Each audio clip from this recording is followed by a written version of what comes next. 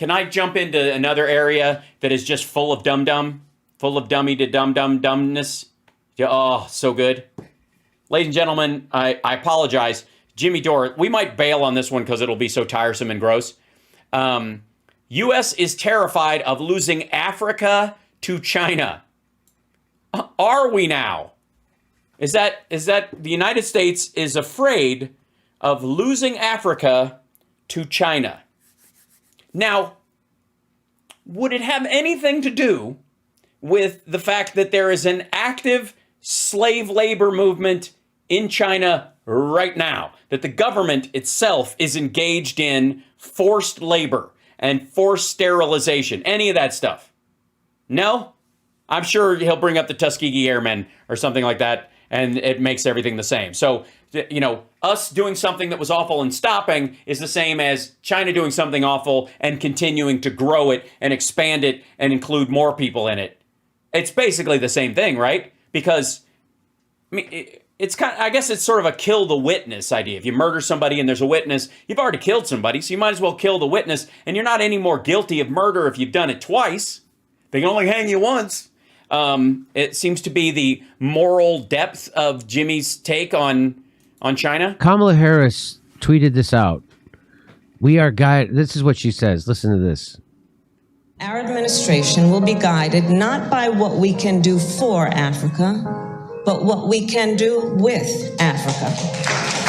Knowing it is the spark and determination of young people that will drive and move us forward. Yeah. Now, Jimmy's very upset because the lady with the dreads and the bald guy is in. It's like another black dude in a tan suit. That's upsetting.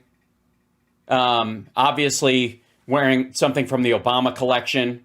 I strongly believe that the creativity and ingenuity of Africa's young leaders will help us shape the future of the world. We will get their cobalt, and it will go in our car, our EVs, and our phones. By the way, the cobalt that he's talking about goes in everybody's phones and everybody's cars. But the idea is that somehow the United States is particular to getting it, even though China is actually seeking that cobalt and has designs on it that do not involve Africans even doing any of the work themselves, simply taking the mining rights and brooming everyone. But we'll get to that. So that's what this is. It's about the United States. Like, hey, we got to make sure we have access to Africa to exploit the shit out of it and steal its natural resources. Did you see that guy talking about that on Rogan? He went and filmed it.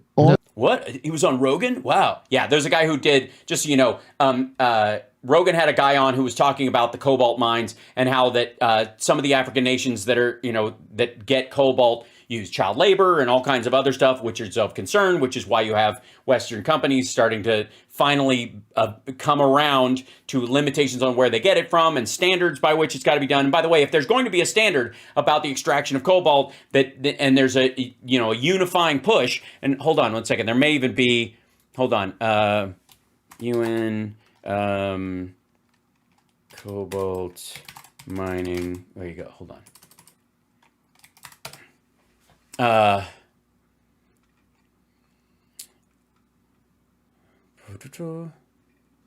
Yeah.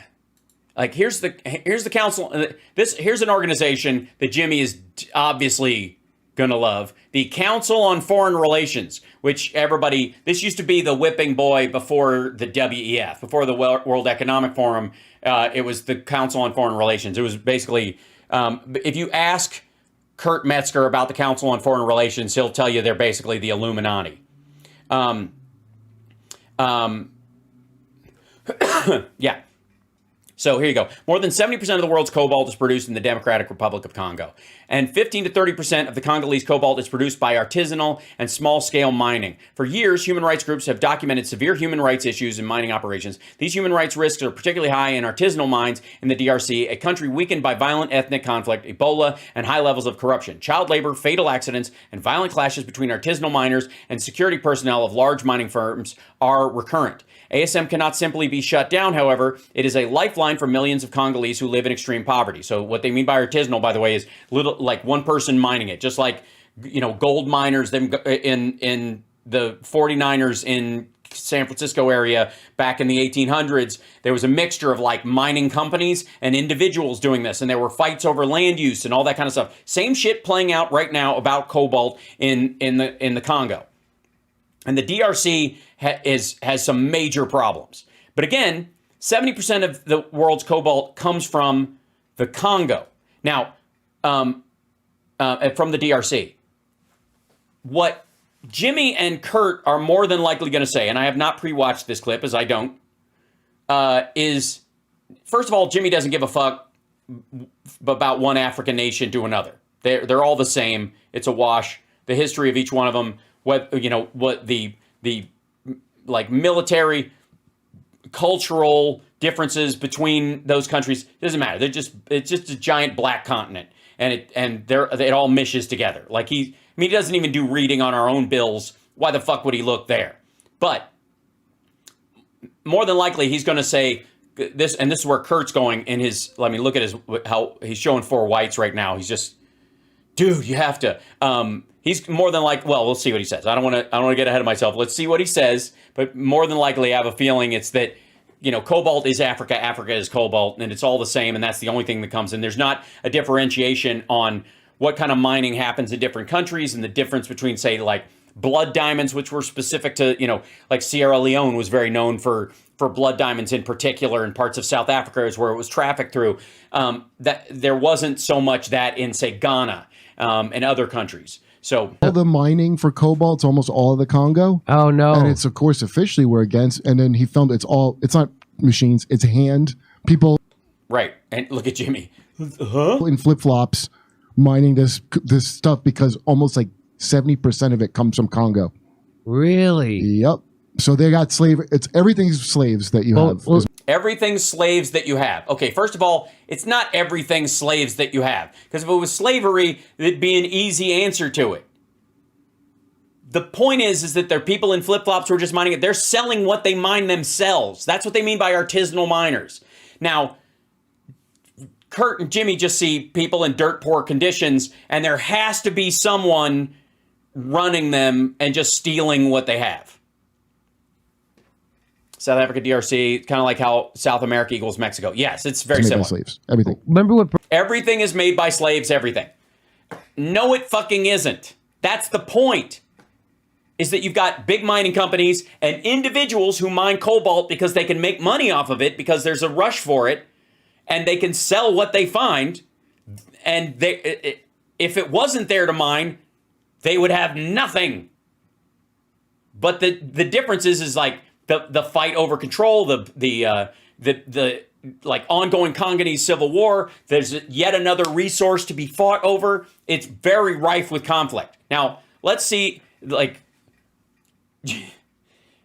Jimmy thinks that if the Chinese come into the Congo, everyone will be freed from slavery. Barack Obama told the people in Africa. Ultimately, if you think about all the youth that everybody's mentioned here in Africa, if everybody's raising living standards to the point where everybody's got a car and everybody's got air conditioning and everybody's got a big house, well, the planet will boil over. So you can't, I don't know if you know, after he said that, he moved into a 30-acre estate.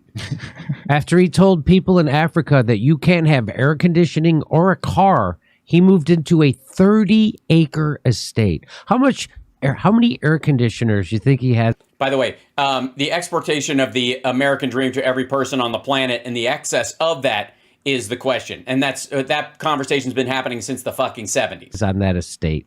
Why don't you play the rest of it, Jimmy? Why don't you play the rest of what he said?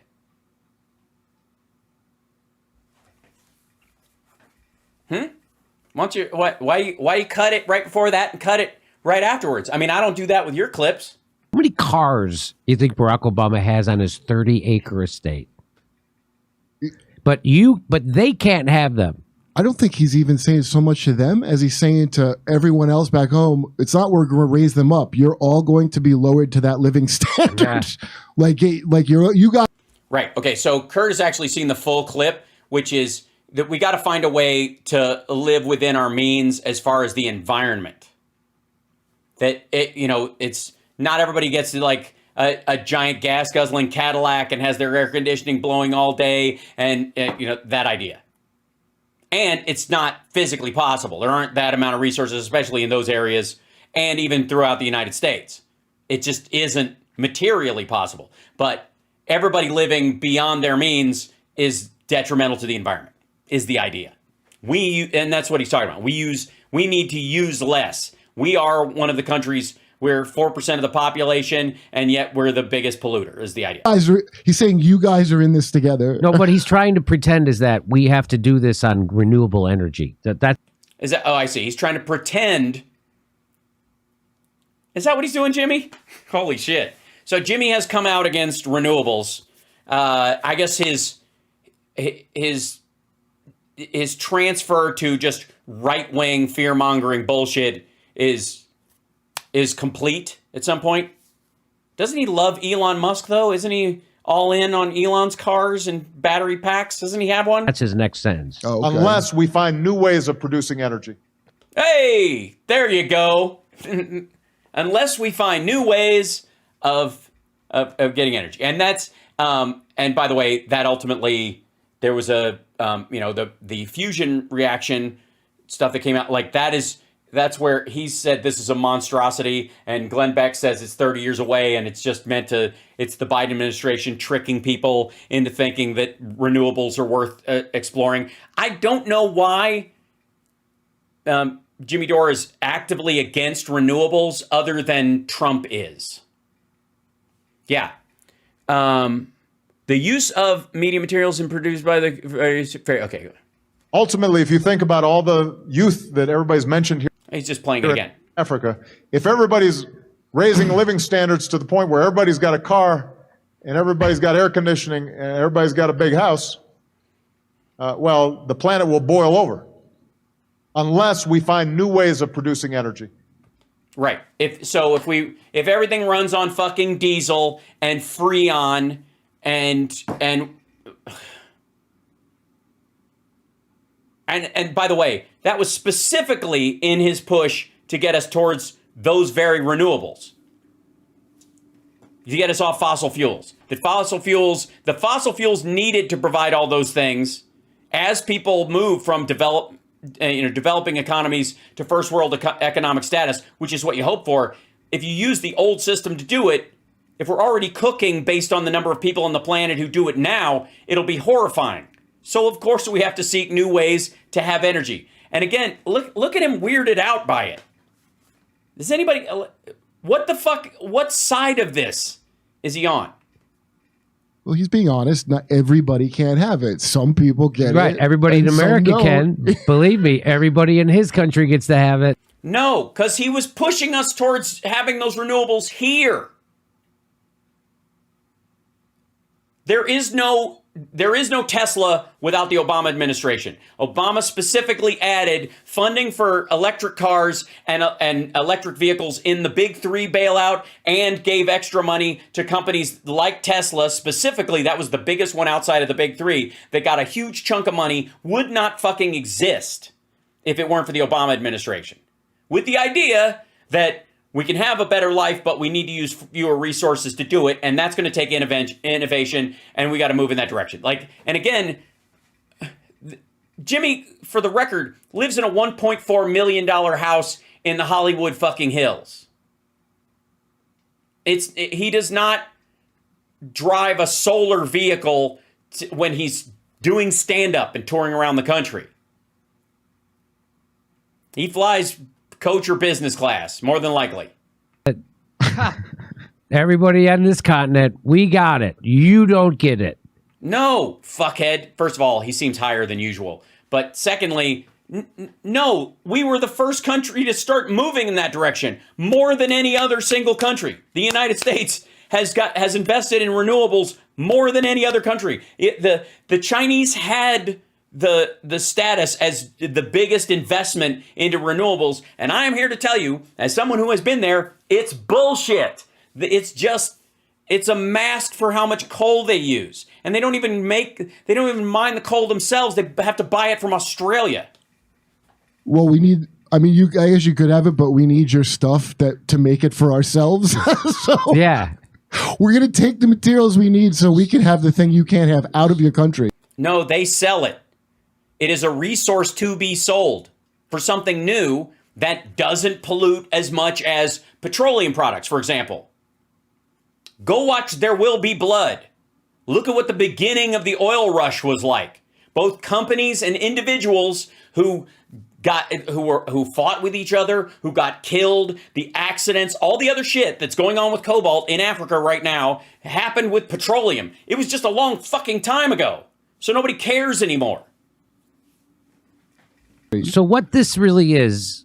What's this really? What is it really? They're using Kamala Harris as the face of attacking Africa because she's a brown woman. Is that it, Jimmy? What this really is what is this really? that China is investing in Africa. Oh, are they? Tell us about it. How is China investing in Africa besides signing deals, to build stuff in Africa and bringing in their own labor to do it and indebting the country to pay for the labor that's done not by their own people, but by Chinese labor that is flown in specifically to create the infrastructure projects. That, by the way, that country not only owes for the project itself, but for the labor that they themselves, there's no jobs created by it. I'm sure Jimmy knows this. So they're not bombing them like we're doing in Yemen and like we're... Yes, we're sorry. We have to. They're Nazis, and according to the Jimmy Dore doctrine, anybody who Sieg Heils in the modern day can be bombed willy-nilly. Since there were a couple of Azov battalion guys in 2014 who did it, Russia's allowed to just bomb Ukraine all they want. Same thing is true of the Houthis in Yemen because they did it last year. Doing in Ethiopia and like we're doing in Somalia and probably I'm sure. Remember, we always find out there's a couple of Marines got killed in the Sudan. Really? There's Marines in the Sudan? Marines in the Sudan? Yes, as part of UN peacekeeping forces. Now, does Jimmy know about any of the civil wars that go on in Africa or any of that stuff?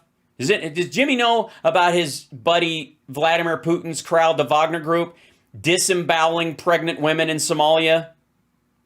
Bragging about it? I mean, I personally, and I think a lot of you were upset when the footage from Abu Ghraib came out where they were, putting people in stress positions and doing kinds of stuff. That's a line too far for me. But apparently, that's a line too far for America to do, and us dealing with it and saying that's wrong and we're not going to participate in that kind of stuff. And learning from that, America doesn't get credit for any of that. But Russia can disembowel pregnant women as a warning to tribes people, and Jimmy's like, they're the heroes. Sudan? Yeah, they're all over the place.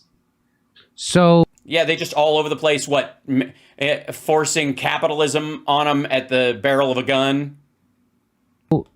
That's what this is. So that's what this is. Yes, China worried. is now making relationships with countries and investing in their infrastructure. Oh, are they? And giving them money to make... They're just giving them money. That's sweet. Make their countries better. While that's so nice. China had no idea. So you're giving African countries money just to make their countries better? That's adorable. Oh, wow. I hope at least the Africans said Merry Christmas. While Americans still bomb the shit out of them. Oh, is it about, well, does it bomb any of the Chinese infrastructure? I hope we haven't blown up any of the magic-free bridges. And steal everything. Yes, we blow everything up and we steal everything while the Chinese come in and try to build it back up. This is not a cartoonish thinking from an infantile mind at all. Yeah, even the Chinese debt slavery is not that great, but it's way... Wait a minute. Hold on. Kurt steps in it here. Hold on. Kurt actually steps in it right here. Giving them money to make their... You're not doing yourself any favors with Jimmy right now, countries Kurt. Better, while Americans still bomb the shit out of them and steal everything.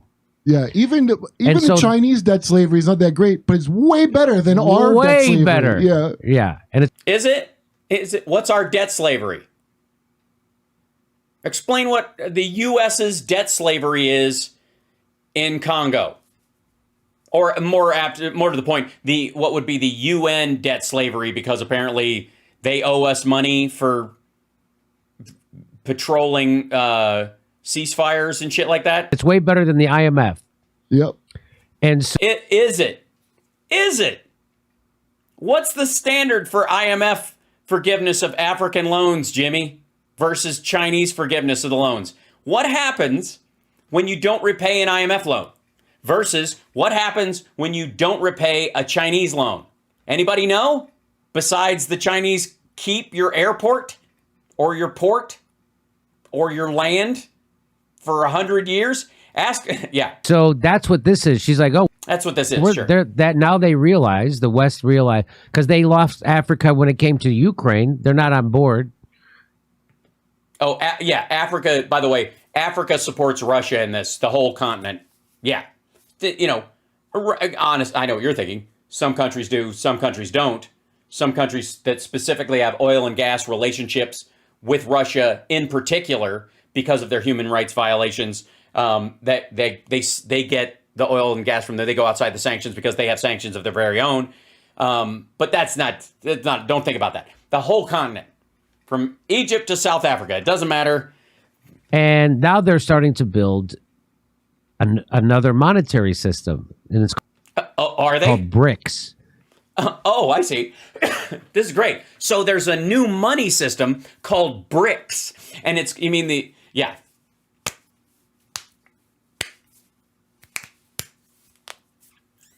Where's the A in for Africa or the C for Congo and... All right. The C, yeah, it used to be China. Now it's Congo. Oh, I heard it. Yeah. Yeah, I heard about that. Did you hear about that? I heard about that from just now, from this aspect. Right? No, not right. Yeah, but please, oh, this is going to be good. Explain to us, everybody, please, get your pad and pencil out. Jimmy's going to explain to you how there's a new money called BRICS, and they're going to pay for things in bricks. And you're going to be like, 1 brick will equal $1 and 100 bricks will be like $1,000, and it's just going to be like awesome. And so here they are talking to the prime minister. This is African leaders in Africa. Just leaders in Africa in general. When Anthony Blinken went there last, and listen to what they actually have to say about the United States. They're not stupid. They see right through Kamala Harris and Anthony Blinken and their bullshit. Listen to what she says. First, for you, Minister Pandor, the U.S. government has been adamant, as Secretary Blinken just reinforced, that it is not asking African nations to choose between Russia and China and the West. At the same time, the United States clearly is hoping to marshal support at the UN and elsewhere for its isolation of Russia, along with American allies. You made reference in a recent article to the failure on the part of some to appreciate the principles of sovereignty and freedom of choice that African nations must consider in this regard. Do you think that the United States and its European allies sufficiently appreciate the complex interest of African nations in this arena? And did you discuss that today with Secretary Blinken? In terms of our interaction with some of our partners in Europe and elsewhere, there has been a sense of a patronizing bullying toward you choose this or else. I'm sorry, is the United States in Europe all of a sudden? No? Okay, just making sure. Recent legislation passed in the United States of America by the House of Representatives, we found a most unfortunate bill that we'd hope the media would say more about, because when we believe in freedom, as I'm saying, it's freedom for everybody. You can't say because Africa is doing this, you will then be punished by the United States. So that's been a disappointing passage of legislation by one house. All right, by one house. Again, I don't know which bill she's referring to. It would be nice if they hadn't cut around it, if she did mention it specifically. But there wasn't a punish Africa for hanging out with Russia bill that I'm aware of that was signed into law. And we hope the other house will not agree to such offensive legislation. So indeed, it is important that all of us and again, well, we'll wait. Accept our ability to hold different opinions. We are, after all, sovereign nations that are regarded as equal in terms of the United Nations Charter. We may differ in terms of economic power and economic ability to influence development in different parts of the world, but what will make the world work is if we respect each other. This is very, very important. And one thing I definitely dislike is being told either you choose this or else. When a minister speaks to me like that, which Secretary Blinken has never done,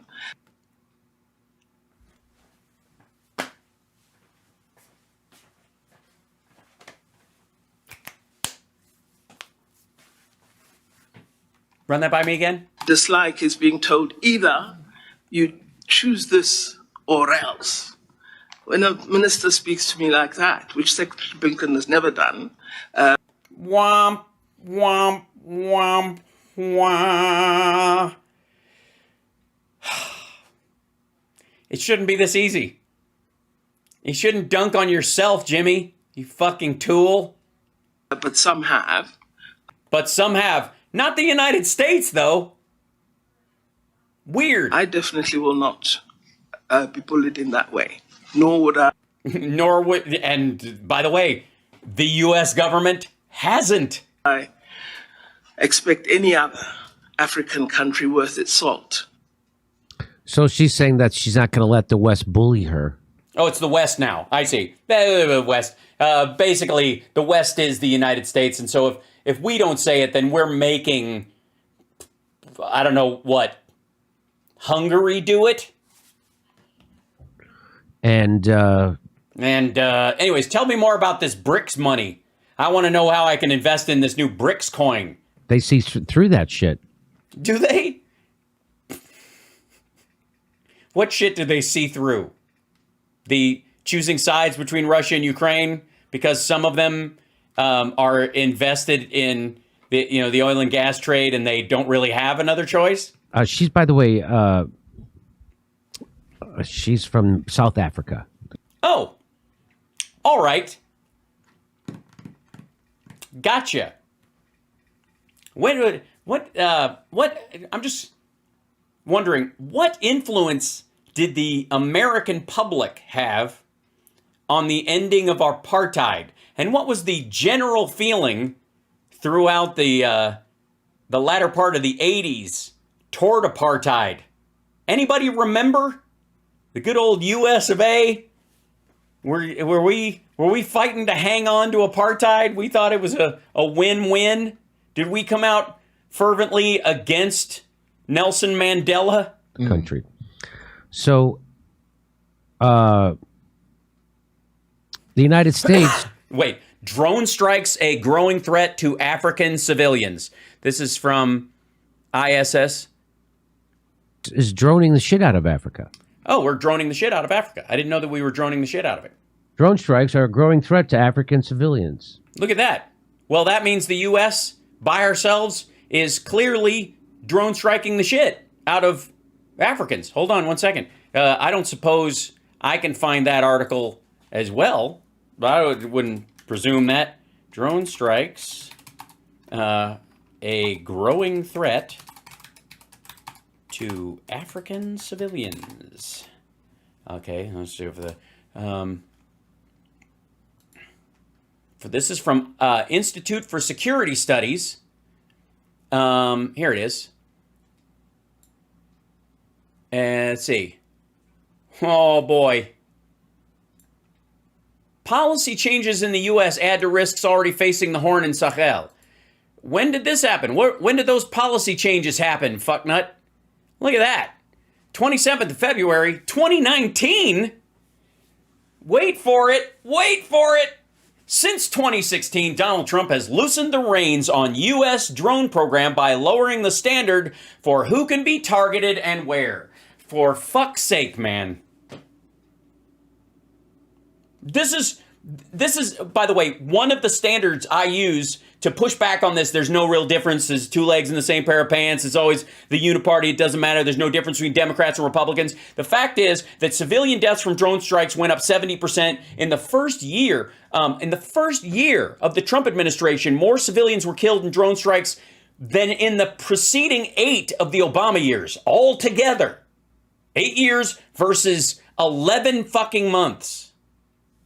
And Jimmy has the fucking gall to cite a 2019 article that specifically deals with the fact that Trump loosened the reins.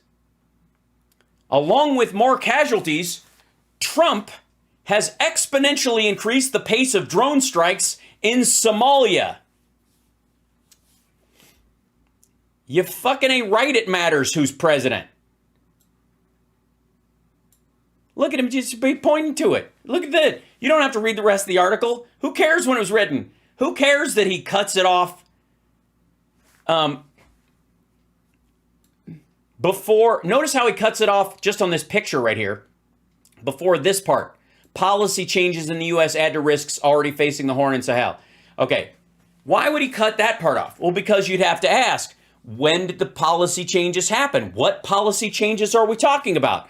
Well, we're talking about Donald Trump's policy changes, who Jimmy Dore thinks was unfairly attacked by the mainstream media. Please show a sliver of the rest of the article, you fucking coward. That's from February 2019. Oh, okay. That's from February 2019. Uh-huh. Oh, that's right, because it's up in the corner of this. Nope, in my printout version, it's hidden below. It is not in the upper corner for the Institute. Is there? Okay. Oh, he sliced it. Good for him if he did. The Institute for Security Studies. Oh, yes, the Institute for Security Studies. About us. Let's see. ISS staff and consultants. Okay. Staff and consultants. Here you go. Here's the ISS. Here's their leadership folks. Amelia Brudrick, Andrews Atta Asamoah, Eric Pelser, Fontamakum, Otilia Anna Manganinze, I think. Manganinze? I'm going to screw that up. Lori Ann Thoreau Benoni, Jackie Stilliers, Gareth Newman, Paul Simon Handy, Thavan Raju, and Tonette Grusser. These are the folks that run ISS. Great. Here's the expertise folks filtered by topic, there's some overlap in the leadership, but that would be expected in an organization like this. They seem to deal a lot with African studies, which is cool. There's their communication team. Not as African as the rest, but sure. Finance. There's some finance stuff going on. There's administration folks who run the stuff on the ground and make the wheels turn at ISS. Find out about more about how we work and who we work with. Institute for Security Studies partners to build knowledge and skills to secure Africa's future. Our goal is to enhance human security as a means to achieve sustainable peace and prosperity. ISS is an African nonprofit organization with offices in South Africa, Kenya, Ethiopia, and Senegal. Our work covers transnational crimes, migration, maritime security and development, peacekeeping, peace building, crime prevention and criminal justice, and the analysis of conflict and government. Well, hey, let's go to the front page. ISS Today. What role for the AU ahead of Tunisia's elections? What else we got? Let's see what else. They got publication Peace and Security Council report number 153. African Union paper, Ethiopia's democratic predicament, state society dynamics and the balance of power. Very complicated. Jimmy wouldn't be interested. Publication Climate Change, Migration and Gender, Seeking Solutions. Lovely. Another bailout won't solve Ghana's economic crisis. As debt soars, Ghana must take ownership of its financial troubles, starting with a slash...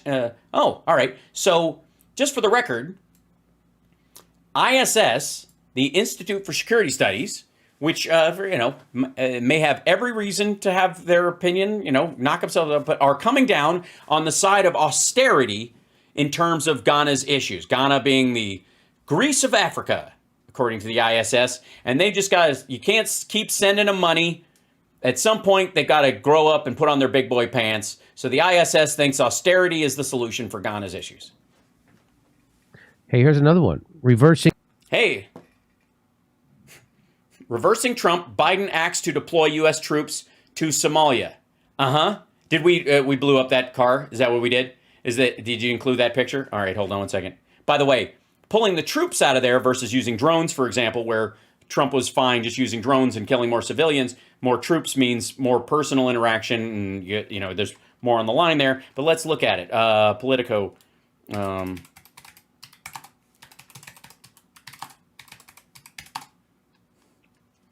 Biden acts to deploy. Right. We're probably just there to steal the cobalt.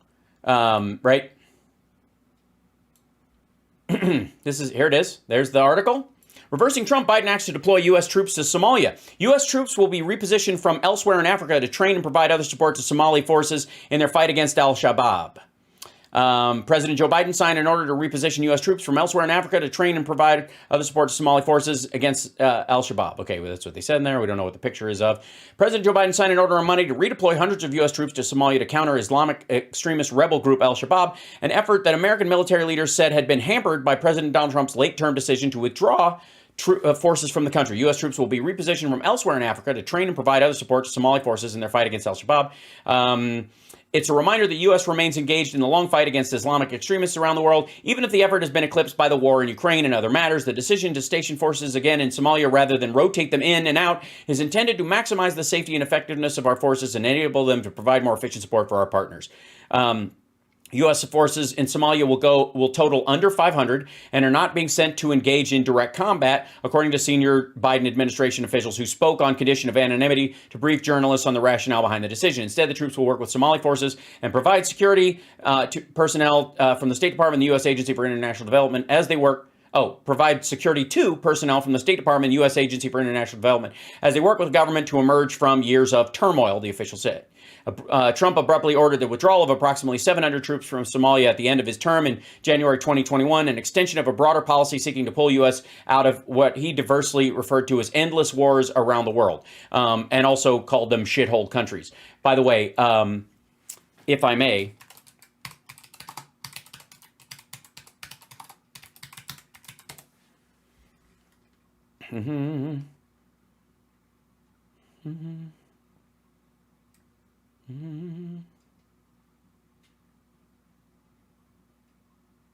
let's see. Let's try to get something that's around the same time scale as that. When was this? This is, yeah, okay. So that was May this year.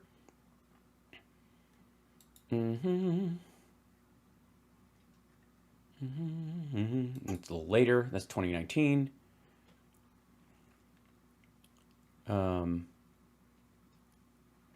Here you go. Well,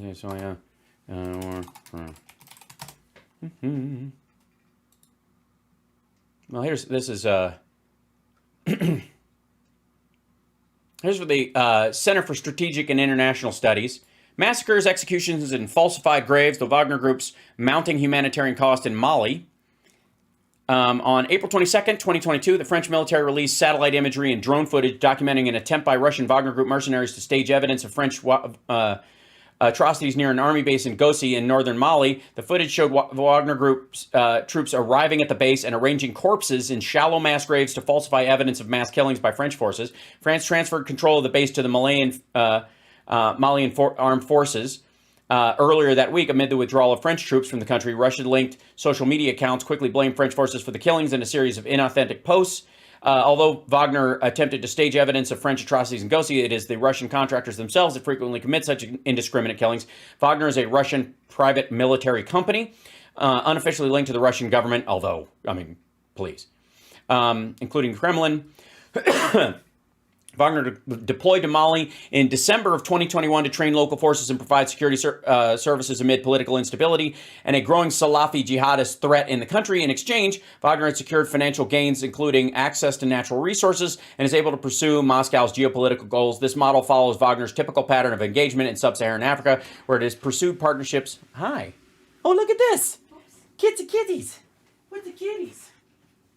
Just in time to save us from the awful. It's kitties. It's kitties coming in. Hi, buddy. Hi, buddy. Look at this. It's Ash and Smokey. Hello. What's going on? What's going on, guys? How are you guys doing? Kitty break. It's kitty break. You guys are doing good? You all right? Here's your sweeties. They're so sweet. We all needed this. The news was getting far too serious. We needed a kitty break, and we're fine. My mom is all right. She's she got a separate flight, the one I told her about, so she's all right. Yep. What's going on? You guys are purring like a maniac. Listen to this. What's happening?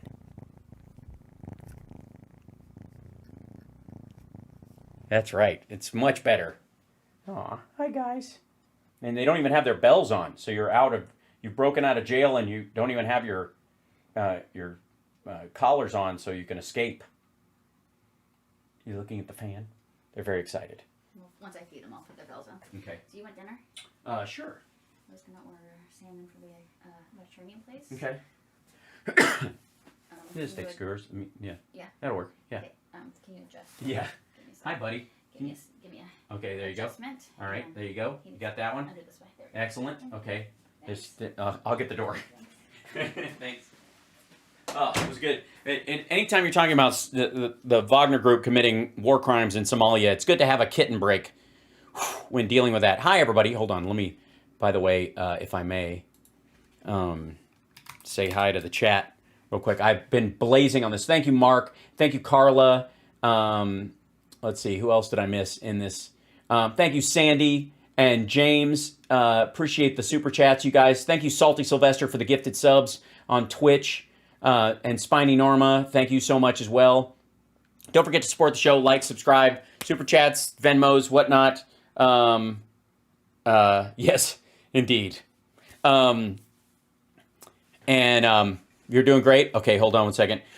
There's that chat. Hi, everybody. I thought I'd show you guys the kittens. Take a momentary break, and then we'll dive back in. We'll finish this video. I feel like we need every time we do a Jimmy Dore video, we might need a kitten break in it just to renew our sense of belief in humanity or something. Yeah? I'm for it. Yeah, you're welcome, or Broomer. We're almost done with that, I promise. Anyways, like, subscribe, and we've got like 2 minutes, or maybe a minute and change left of this one. Anyway, so let's finish it up. This is him sent. Trump got us out of the forever wars, and Biden's getting us back in. Will be the storyline. But the previous clip, he didn't show the part where the number of civilian deaths went up because of drone strikes because Trump changed the policy. Biden asked to deploy U.S. troops to Somalia. U.S. troops will be repositioned from elsewhere in Africa to train and provide other support to Somali forces in their fight against al-Shabaab. Right, and the problem with that is specifically, besides fuck them, it's not our problem if al-Shabaab kills a bunch of civilians there. Hey, Africa's not poor. We're stealing its wealth. Yeah, it's the richest continent. It's got everything. It's got oil, phosphates, gold, iron ore, uranium, more. Yeah, nobody buys it, by the way. Nobody buys any of those things. The oil from Africa is just taken. Okay, hold on. Al Jazeera says okay, hold on one second. Africa is not poor.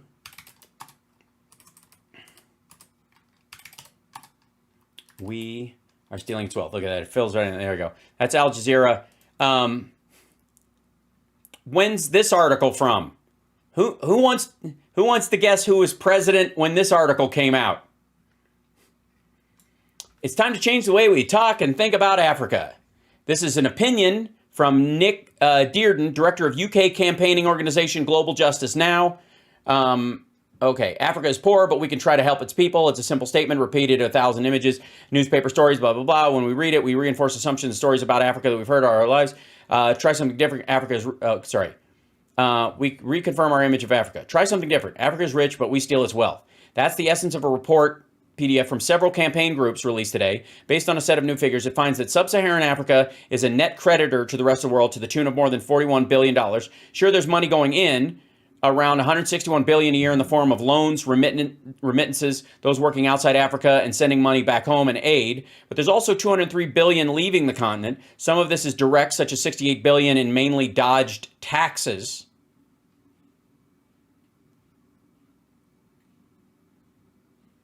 Is he saying the people of, okay, essentially multinational corporations steal much of this legally by pretending they're really generating their wealth in tax havens. Huh? These so-called illicit financial flows amount to around 6.1% of the continent's entire gross domestic product, or 3 times what Africa receives in aid. So illicit financial money going into Africa in 68 billion, That's a little confusing how it's written. So companies working in Africa are dodging taxes that they would pay in other countries. There's also, let's look at this again, but there's also 203 billion leaving the continent. Okay.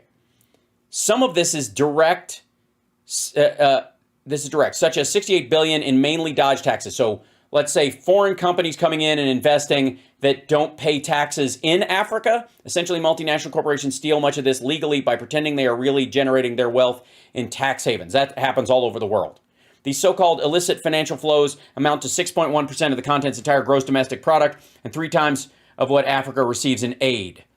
Then there's the 30 billion that these corporations repatriate, profits they make in Africa but send back to their home country or elsewhere to enjoy their wealth. Okay, that's also different. The City of London is awash with profits extracted from the land and labor of Africa. Again, is it done without, if London moves out and nobody's investing in Africa and they're not making a profit off those kind of things, does that vacuum create a situation where more money is made by Africans or less? If that's the argument, then keep China out as well. If it isn't, then China is filling a vacuum that's necessary there, and what are they taking in exchange? But there we go. Okay. Africa's natural resources from curse to blessing. There are also more indirect means by which we pull wealth out of Africa. Today's report estimates that $29 billion a year is being stolen from Africa in illegal logging, fishing, and trade in wildlife. Besides the Don Jr. and Eric killing big game, I guess we're including China in the we part because they take a lot of fish from African waters and a shit ton of African lumber.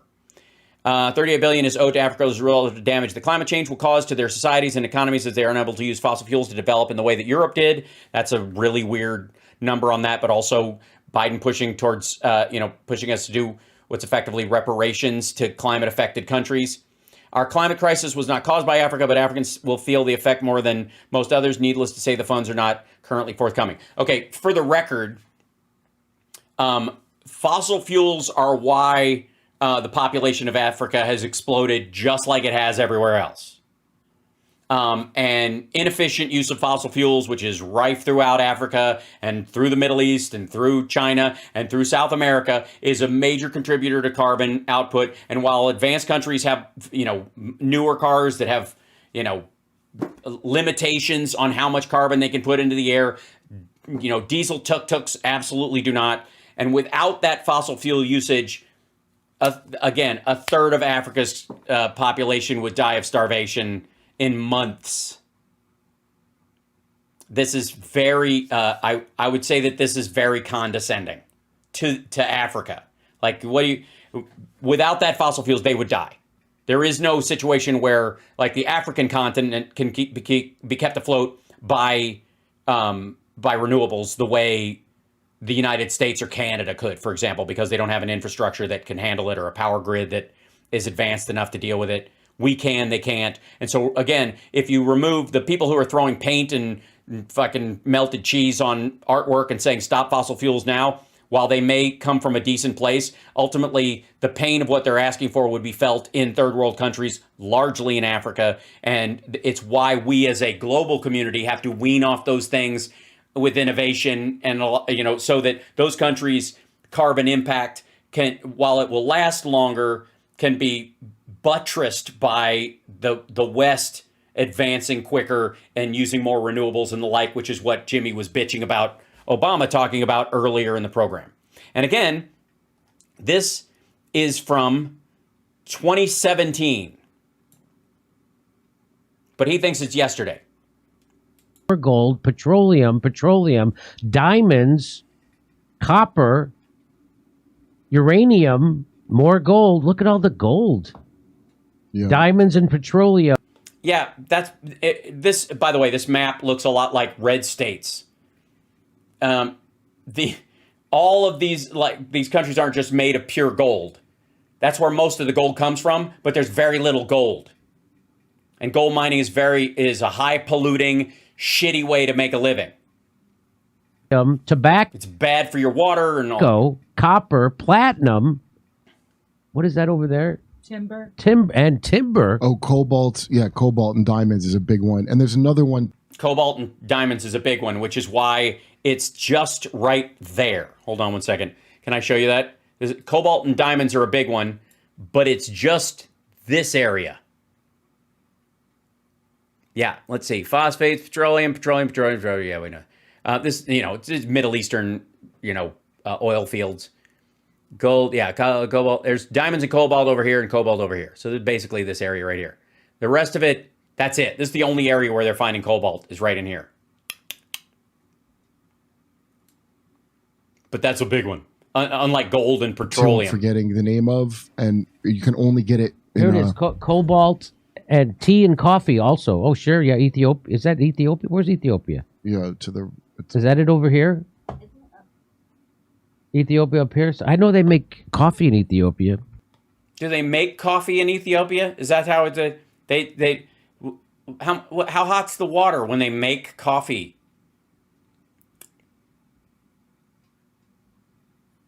I can't.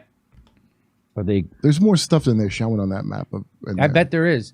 Of course there is, stupid. It's an opinion piece in Al Jazeera, specifically about minerals. But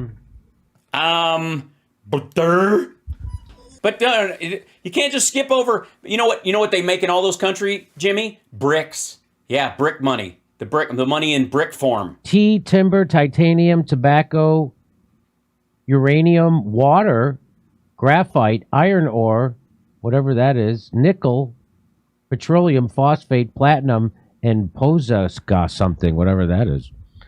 So, yeah, but don't worry about it. Just cut off the graphic that you have there. Let's see. Yeah, they do it. There is no...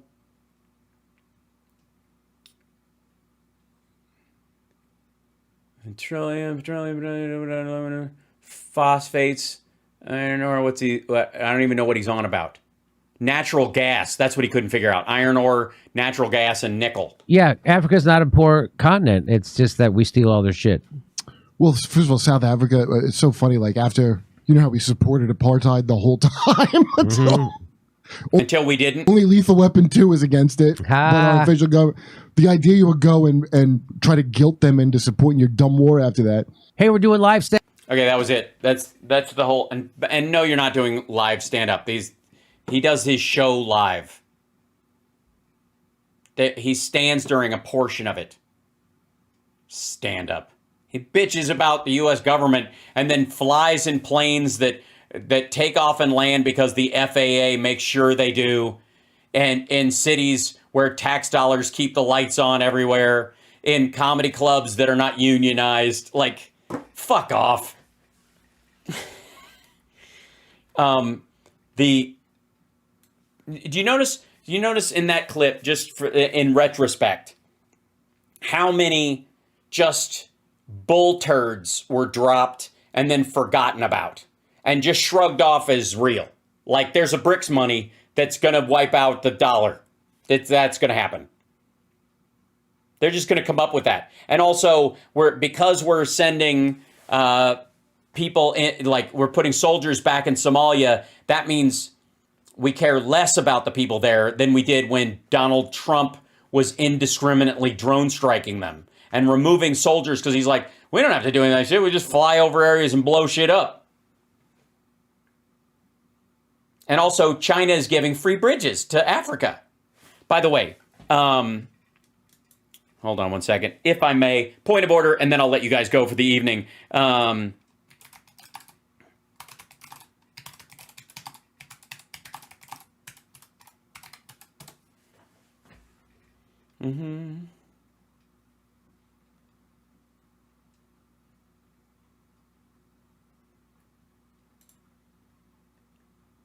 There you go. There you go. This guy right here. Largely due to difficulties in traveling in 2020, the number of Chinese workers in Africa by the end of the year was at 104,074, down 43% from the previous year. This continues the trend of declining numbers of Chinese workers in Africa, down from the peak of 263,659 in 2015. In 2020, the top 5 countries with Chinese workers were Algeria, Nigeria, Ethiopia, the Democratic Republic of Congo, and Angola. These 5 countries accounted for 46% of all Chinese workers in Africa, and the end of 2020, Algeria alone accounts for 17%. These figures include Chinese workers sent to work on Chinese companies' construction contracts in Africa, workers on contracted projects, and Chinese workers hired for other labor services, such as working in factories, workers doing labor services, and they're reported by Chinese contractors and do not include informal migrants, such as traders and shopkeepers.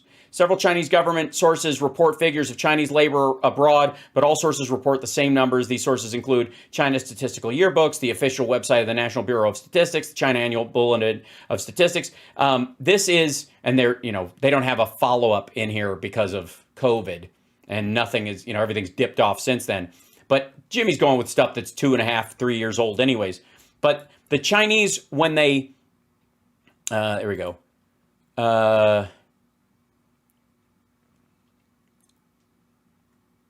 Yeah, here you go. Here you go, Jimmy. They're doing free. Hell, I just want to show you one of the free projects that they're doing. The Chinese is doing some free shit in China. Chinese firms and African labor are building Africa's infrastructure. The research shows Chinese companies hire large numbers of local employees. Oh, do they now? A Chinese worker on the Mombasa-Nairobi Railway carries his bicycle. Yeah, he's totally local.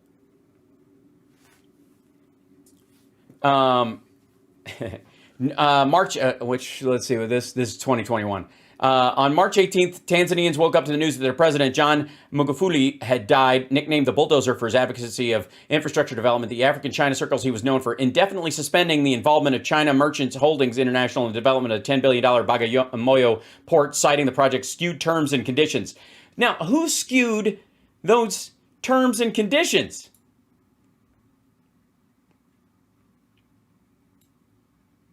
Tanzania's China-backed $10 billion port plan stalls over terms. Well, what with the terms? They're going to give you a $10 billion free bridge, you ingrates. A planned $10 billion port project in Tanzania backed by China has hit an impasse, with the two sides disagreeing on terms of infrastructure investment, a senior Tanzanian port official said on Wednesday. In 2013, Tanzania signed a framework agreement with the China Merchants Holding International, China's largest port operator, to build the port and a special economic zone that aims to transform the East African country into a regional trade and transport hub. The conditions that they have given us are commercially unviable. We said no, let's meet halfway, said Deusdedit Kakoko, Director General of State-run Tanzanian Ports Authority, told Reuters, "It would have been a loss. They shouldn't treat us like school kids and act like our teachers." The Tanzanian government has officially written to the Chinese port operator on the disputed terms.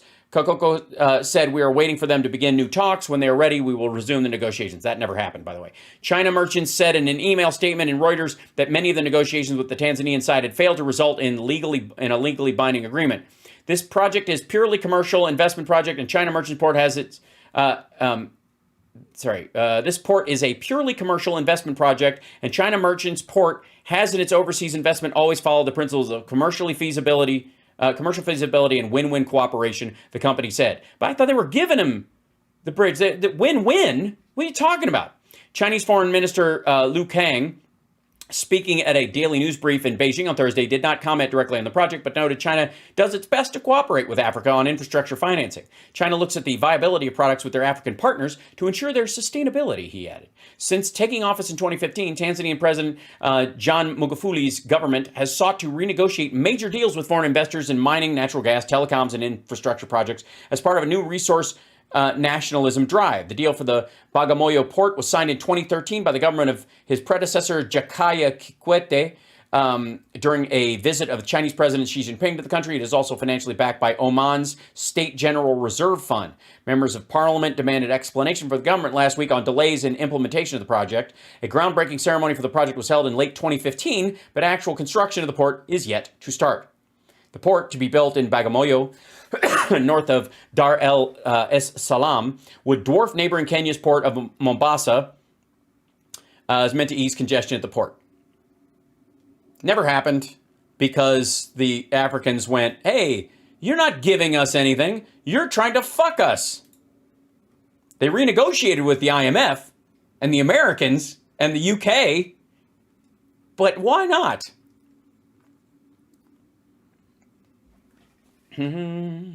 Let's see.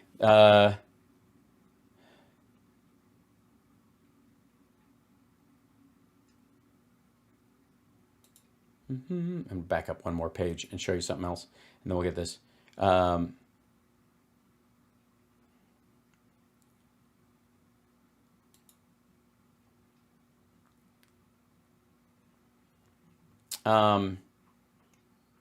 this is too new. This obviously Jimmy wouldn't be interested in this. Smith hearing exposes China's exploitation of children in Africa to fuel its own economic and global agenda. Calls out Biden administration for failure to curb China's global ambitions and show real interest in strategic importance of Africa. By the way, Jimmy would be on this dude's side. At a human rights hearing this week, Chris Smith, Republican of New Jersey, exposed the Chinese Communist Party for its egregious exploitation of children in Africa, especially the labor trafficking of more than 40,000 children in the Democratic Republic of Congo. Oh, weird. To mine cobalt, lithium, and various rare earth minerals in order to control this critical part of the global supply chain. On the backs of trafficked workers and child laborers, China exploits the vast cobalt resources of the DRC to fuel its economy and global agenda. Oh, the what? But I thought we were we. Nobody else does that, just we. I guess Jimmy's just going to wee all the way home, like the little piggy that he is. Thanks for joining me. I know I went long. Boy, did I. But I just missed you guys.